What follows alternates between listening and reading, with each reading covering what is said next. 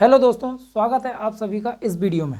दोस्तों आज हम कक्षा 10वीं के अध्याय 2 बहुपद 2.1 की प्रश्नावली की बात का हल कर रहे हैं। दोस्तों आज हम उदाहरण 2, उदाहरण 3 और 2.2 को हल करेंगे।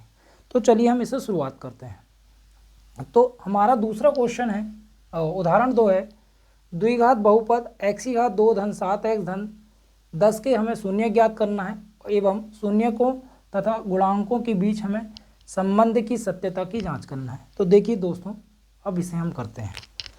तो सॉल्व। दिया गया द्विघात बहुपद क्या है? दिया गया द्विघात बहुपद, दिया गया द्विघात बहुपद कितना है? x की घात 2 धन 7x धन कितना है? 10 बराबर मान लेते हैं 0। दोस्तों इसमें ये कहलाता है प्रथम पद, ये मध्यम पद और ये अंतिम पद। अब इस प्रथम पद का गुणांक मतलब x वर्ग का गुणांक कितना है? कुछ नहीं है, मतलब क्या है? 1 है। और इस अंतिम पद कितना है? 10 है। तो इन दोनों का गुणा करोगे तो कितना आएगा? 10। ठीक है, अब 10 आया। और हमारा मध्यम पद कितना है? 7 है। तो 10 को ऐसा तोड़ना है कि जोड़ने घटाने में हमें 7 प्राप्त होना चाहिए। मतलब 10, ये संख्या 10 को ऐसी तोड़ो कि जोड़ने घटाने में हमें 7 प्राप्त हो। तो हम क्या लिख सकते हैं? 10 को 2 गुणित 5 लिख सकते हैं, एक दूसरी लिख सकते हैं 10 गुणित 1, और क्या लिख सकते हैं? या 1 गुणित 10 वो ही लिख सकते हैं उन्हीं पलट के। तो 10 गुणित 1 ही रहने देते हैं। और क्या लिख सकते हो? बस एक ही है, 2 है, 2 गुणित 5 और 10 गुणित 1। अब देखिए, यदि हम 10 में 1 को जोड़ें तो हमें 11 प्राप्त होगा। यदि हम 10 में 1 को भी घटाएं तो हमें क्या प्राप्त होगा? 9 प्राप्त होगा। और लाना हमें कितना है? 7। तो ये संख्या तो हो ही नहीं सकती।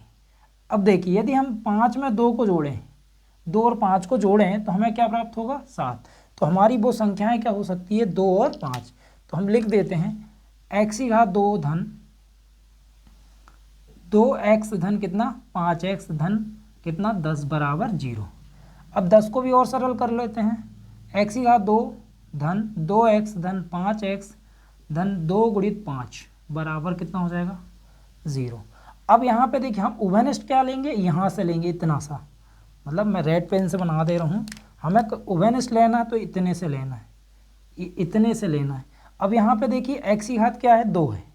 यहाँ x की घात क्या है? 1। मतलब उभयनिष्ठ क्या आएगा? x आएगा। तो क्या लग जाएगा? कोष्टक। अब यहाँ x की घात 2 थी तो 1 बची की, क्यों? क्योंकि गुणा में घातें जुड़ती है। 1 है, 1 2 क्या हो जाएगा? x की घात 2। क्या बचा? x की घात 2। तो यहाँ पे क्या बचा? x बचा धन। अब यहाँ से x ले लिए तो क्या बचेगा? 2।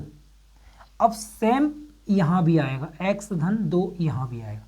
अब देखिए, यहाँ से यहाँ भी धन है, यहाँ भी धन है, यहाँ भी धन है, यहाँ भी धन, मतलब धन ही कॉमन आएगा इसमें, क्योंकि धन धन का धन। अब देखिए, यहाँ x है, यहाँ x है नहीं, यहाँ कितना है? 5, यहाँ 5, तो हम 5 क्या ले लेंगे? उभयनिष्ठ। अब ये देखना आप, ये वाला और ये वाला क्या है? समान, x धन 2 और ये वाला x और ये धन का 5 बराबर क्या? 0। ये बराबर 0।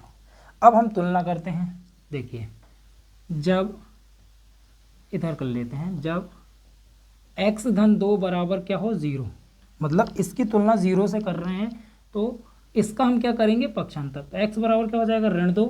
और जब x धन 5 बराबर क्या हो? 0, तो x बराबर आ जाएगा ऋण 5। अब हमारे द्विघात बहुपद क्या है? x या 2 धन 7x धन 10 के शून्य क्या है? ऋण 2 और ऋण 5। तो क्या लिखेंगे? अतः द्विघात बहुपद x की घात 2 धन 7x धन 10 के शून्यक ऋण 5 व ऋण 2 हैं। तो हमें 2 शून्यक मिल गए। मैंने पहले भी बताया था, कोई भी द्विघात बहुपद के 2 से ज़्यादा शून्यक होते ही नहीं हैं। तो आपको याद रखना है, क्योंकि ऑब्जेक्टिव में आता है कि किसी भी द्विघात बहुपद के कितने शून्यक होते हैं, या खाली स्थान में पूछ सकता है। तो द्विघात बहुपद के शून्यक क्या है? ऋण 5 और ऋण 2। अब संबंध की जांच, संबंध की जांच। तो हमने सूत्र लिखा है पहले ही कि शून्यकों का योग क्या होता है, अल्फा धन बीटा बराबर माइनस बी बटे ए माइनस कोष्टक के अंदर एक्स का गुणांक बटे एक्स वर्ग का गुणांक। तो पहले हम निकालेंगे शून्यकों का योग, शून्यकों का योग, शून्यकों का योग क्या होता, अल्फा धन बीटा बराबर क्या होता, माइनस बी बटे ए बराबर होगा माइनस एक्स का गुणांक बटे अचर पद, एक्स वर्ग का गुणांक। अब देखिए दोस्तों, अल्फा का मान कितना है, मान लीजिए 2 ऋण 5 और योग करना मतलब 2 धन ऋण 2 बराबर। अब यहाँ पे देखिए द्विघात बहुपद क्या है हमारा, मैं यहाँ पे लिख दे रहा हूँ एक्स की घात 2 धन 7x धन 10। अब यहाँ पे अल्फा का मान ऋण 5 हो गया और बीटा का मान हो गया ऋण 2। हमें लाना है इसकी सत्यता की, हमें जांच करना है। देखिए ऋण पहले ही से रहेगा। अब यहाँ पे ये है एक्स वर्ग का और ये है एक्स, इस एक्स का गुणांक कितना दिख रहा है आपको, दिख रहा होगा 7। चिन्ह सहित लिखना है तो धन 7 है, तो धन को तो हमने लिखेंगे भी तो चल जाएगा। एक्स वर्ग का गुणांक कुछ नहीं मतलब कितना रहता है 1। अब देखिए ऋण 5 धन ऋण का ऋण 2 और धन ऋण का ऋण 7 है ना। तो धन ऋण ऋण का क्या होता है धन, तो जुड़ जाएगी ये संख्या 5 और 2 7, बड़ी संख्या का चिन्ह, तो ऋण 7 बराबर ऋण 7। अब हमें क्या निकालना, शून्यकों का गुणनफल। तो क्या होता है अल्फा इंटू बीटा, तो शून्यकों का गुणनफल बराबर होता है अल्फा इंटू बीटा बराबर करना है हमें अचर पद बटे एक्स वर्ग का गुणांक। अल्फा इंटू बीटा, अल्फा का मान कितना हमारा ऋण 5 इंटू बीटा का मान ऋण 2 बराबर। अब यहाँ पे आप देखिए अचर पद कितना है 10, मतलब यहाँ पे अचर पद कितना हो गया 10 बटे एक्स वर्ग का गुणांक कुछ नहीं मतलब कितना 1, और ऋण ऋण का गुणा होता है क्या होता है धन, तो 2 पंचे 10, 10 बराबर 10, तो 10 बराबर 10। तो दोस्तों इस तरह से उदाहरण ये 2 था। यदि दोस्तों पसंद आया है तो प्लीज़ आप लाइक कर दीजिए। और अब हम करते हैं उदाहरण तीसरा।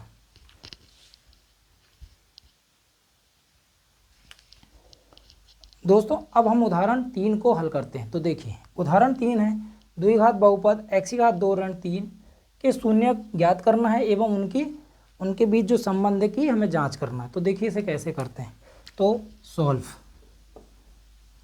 दिया गया द्विघात बहुपद क्या है, दिया गया द्विघात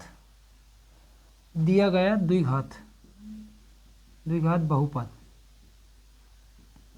कितना दिया, x की घात 2 ऋण 3। अब देखिए दोस्तों क्या हम इसे ऐसा लिख सकते हैं, x की घात 2 ऋण करनी के अंदर 3 पूरी की घात 2 लिख सकते हैं क्या, क्यों, देखिए यदि करनी के अंदर 3 है और पूरी की घात 2 है तो ये जो करनी है वर्ग से कट जाती है, तो क्या बचेगा 3, तो हमें 3 ही लाना था तो हमारा 3 आ जाएगा। क्यों कटती है, क्योंकि करनी को हम 1/2 के रूप में लिखते हैं, करनी को क्या लिखते हैं 1/2 के रूप में, तो ये ऐसी कट जाती है 3 की घात 1/2 और गुणित कितना हो जाएगा 2, अंश और हर समान है तो कट जाएगा, क्या बचेगा 3, तो इसलिए हम इसको ऐसा लिख सकते हैं। तो क्या लिख सकते हैं, x की घात 2 ऋण करनी के अंदर 3 पूरी की घात 2। अब चूंकि हम जानते हैं एक सरसमी का हमने पढ़ा भी है, x की घात 2 ऋण y की घात 2 बराबर होता है x धन y, एक कोष्टक में और दूसरे कोष्टक में x ऋण y। तो हमारे पास क्या है, इसलिए क्या हो जाएगा x की घात 2 ऋण करनी के अंदर 3 पूरे की घात 2, तो ये हो जाएगा एक कोष्टक में x धन करनी के अंदर 3, x का मान x है और y का मान है करनी 3, और ये हो जाएगी x ऋण करनी के अंदर 3। अब क्या करेंगे, जब x ऋण करनी x धन 3 करनी x धन करनी के अंदर 3 बराबर 0 तुलना कर रहे हैं, इसका हम क्या करेंगे पक्षांतर, तो x बराबर क्या हो जाएगा माइनस करनी के अंदर 3, धन का क्या होता है ऋण, और जब x ऋण करनी के अंदर 3 बराबर 0 तो x बराबर कितना हो जाएगा करनी के अंदर 3, इसका हमने क्या करे पक्षांतर करे तो वो क्या हो गया धन का हो गया, ऋण का था तो धन का हो गया। अब हम क्या करेंगे, लिखेंगे अतः द्विघात बहुपद क्या है, एक्स की घात 2 ऋण 3 के शून्यक क्या प्राप्त हुए हमको, माइनस करने के अंदर 3 व करने के अंदर 3 है। दोस्तों ये आईएमपी क्वेश्चन है, पेपर में भी आता है, तो और ये पीडीएफ में भी दिया है, तो आप इसे अच्छे से करिए। अब देखिए संबंध की जांच, संबंध की जांच तो कैसे करते हैं, अभी मैंने भी किया था, एक सूत्र है, फिर वही शून्यकों का योग। शून्यकों का योग क्या है, अल्फा धन बीटा बराबर है माइनस कोष्टक के अंदर एक्स का गुणांक बटे क्या होता है, एक्स वर्ग का गुणांक। अब देखिए हमारा अल्फा का मान कितना है, माइनस करनी 3 धन बीटा का मान करनी के अंदर 3 बराबर माइनस। अब यहाँ पे आप देखना क्या है हमारा द्विघात समीकरण, एक्स की घात 2 ऋण 3। अब यहाँ पे एक्स मतलब एक्स वाला कोई पद ही नहीं है हमारे पास, एक्स की घात 2 वाला और एक अचर पद है, एक्स का गुणांक है ही नहीं, तो क्या लिख देंगे हम 0, और एक्स वर्ग का गुणांक कितना 1, तो ये धन ऋण वाले क्या होते हैं, कट जाते हैं, तो क्या बचेगा 0 बराबर 0। अब हम क्या निकालेंगे, शून्यकों का गुणनफल, तो क्या होता है अल्फा इंटू बीटा बराबर होता है अचर पद बटे एक्स वर्ग का गुणांक। तो अल्फा का मान कितना दिया, माइनस करनी के अंदर 3 गुणित करनी के अंदर 3 बराबर अचर पद कितना चिन्ह सहित लिखना है, तो क्या लिखेंगे ऋण 3 और एक्स वर्ग का गुणांक 1। अब देखो इसको हम लिख सकते हैं धन ऋण का ऋण, करनी के अंदर 3 गुणित 3 बराबर -3। तो अब वर्गमूल के अंदर कितने के जोड़े बनते हैं, 2 के, तो कितना आ जाएगा 3, तो -3 बराबर -3। इस तरह से दोस्तों ये क्वेश्चन तीसरा था, मतलब उदाहरण तीसरा था। अब हम उदाहरण 4 को हल करते हैं।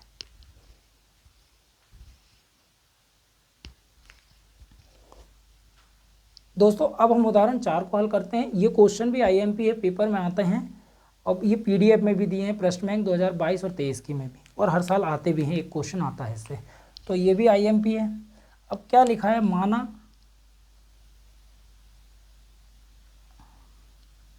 सॉरी ये गलत हो गया, हमें एक द्विघात बहुपद ज्ञात करना है जिसके शून्यकों का योग व गुणनफल क्रमशः ऋण 3 व 2 हैं। वो धोखा से लिख गया था। तो हमें एक द्विघात बहुपद ज्ञात करना है जिसके शून्यक ऋण 3, मतलब शून्यकों का योग ऋण 3 दिया है और गुणनफल कितना दिया है, 2 दिया है। तो चलिए इसे सॉल्व करते हैं। तो सॉल्व, माना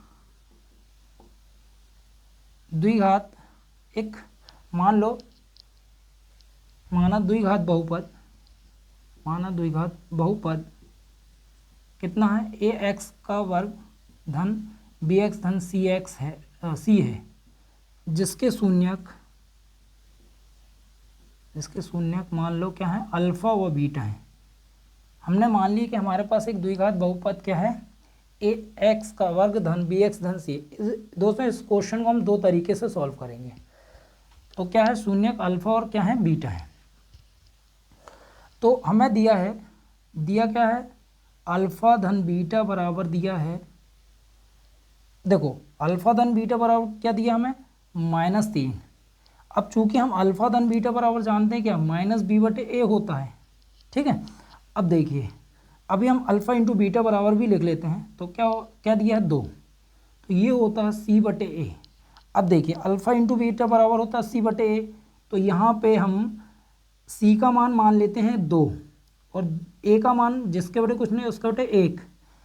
अब यहाँ भी हम बोइज करते हैं, देखिए ऋण पहले ही से लगा है ऋण, और ऋण 3 दिया तो ऋण 3 बटे जिसके बटे कुछ नहीं तो 1, क्योंकि यहाँ भी a का मान 1 ही आ रहा है और यहाँ भी a का मान 1 ही आ रहा है। अब ये ऋण का क्या हो जाएगा 3 और बटे 1, यहाँ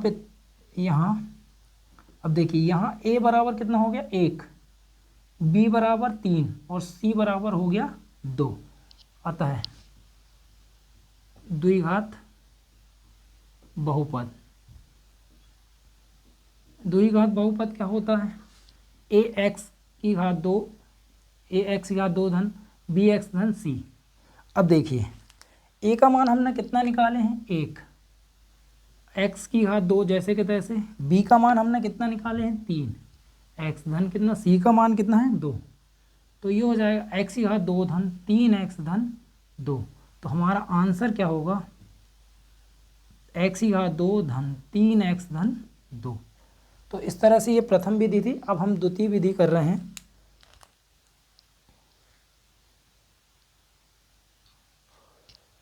ये प्रथम विधि थी, अब हम दूसरी विधि कर रहे हैं। दूसरी विधि तो हमारे पास यही क्वेश्चन है, द्विघात बहुपद याद करना है, एक द्विघात बहुपद करना है। यहाँ लिख देते हैं, एक द्विघात बहुपद याद करो जिसके शून्यकों का योग। तो हम मान लेते हैं, माना एक द्विघात बहुपद ए एक्स का वर्ग धन बी एक्स धन सी है, जिसके शून्यक अल्फा व बीटा है। अब देखिए आपको क्या दिया है, शून्यकों का योग, शून्यकों का योग। तो हम डायरेक्ट लिख लेते हैं, अल्फा धन बीटा बराबर दिया है -2, और अल्फा इंटू बीटा बराबर दिया है आपको, -2 नहीं -3 दिया है, और अल्फा इंटू बीटा बराबर दिया है 2। अब हमें क्या करना है, द्विघात बहुपद ज्ञात करना है। तो अभीष्ट सूत्र लगाएंगे हम, अभीष्ट सूत्र। तो क्या होता है सूत्र, x का वर्ग माइनस अल्फा धन बीटा इंटू एक्स धन अल्फा इंटू बीटा बराबर 0। ये सूत्र होता है, इसमें मान भर रखना है। एक्स की घात 2 माइनस अल्फा धन बीटा का मान कितना है, ऋण 3 धन इंटू एक्स धन अल्फा इंटू बीटा का मान कितना दिया 2 बराबर 0। एक्स की घात 2 ऋण ऋण का होता है धन 3x धन 2 बराबर 0। तो हमारा आंसर क्या आया, एक्स की घात 2 धन 3x धन 2 बराबर 0। यही हमारा द्विघात समीकरण है। दोस्तों अब यदि आपको वीडियो पसंद आता है तो आप प्लीज़ लाइक कीजिए, शेयर कीजिए एंड सब्सक्राइब कीजिए। Thank you.